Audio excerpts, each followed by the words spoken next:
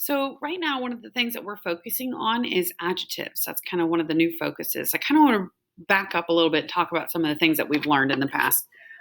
We talked about nouns. Noun is obviously a person, place, or thing. What's different about Spanish is that nouns always have a gender.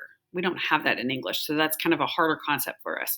But with nouns, you always care about gender, and really in general in Spanish, you always care about gender and number. That always is a matter. That always matters. We've talked a little bit about verbs. We're going to focus a little bit more on ER and IR verbs. But obviously, a verb is an action. It's a thing that you do. Person, place, or thing, action. In Spanish, our verbs always end in AR, ER, and IR.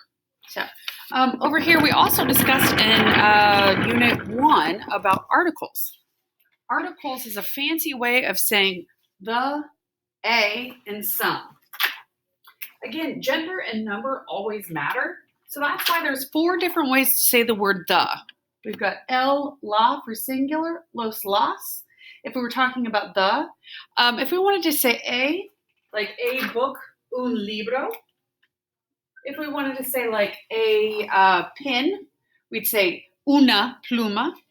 If we wanted to make it plural, this is some. That's what that translates to. So like unos libros, some books. Again, notice how it matches in gender and number. Same thing over here if we wanted to say some pens, unas plumas. So those are articles. The new thing that we're adding right now is adjectives. Adjectives describe. With adjectives, same thing as over nouns.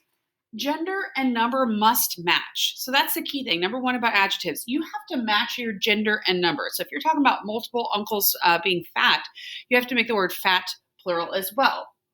The other thing that's different, the 2 key things. Number 1, gender and number need to match. Number 2, your noun goes first. So instead of saying the fat uncles, you say the uncle's fat. I gave an example on here. The fat cousin. El primo gordo. Notice how it matches. Same thing with la prima gorda. Everything matches. You have your article, your noun, the cousin, and then you have your adjective, fat. And it doesn't matter how many adjectives, you're still going to have those go behind. So that's kind of the 411. 2 things about adjectives. Number 1, match in gender and number. Number 2, your noun goes first.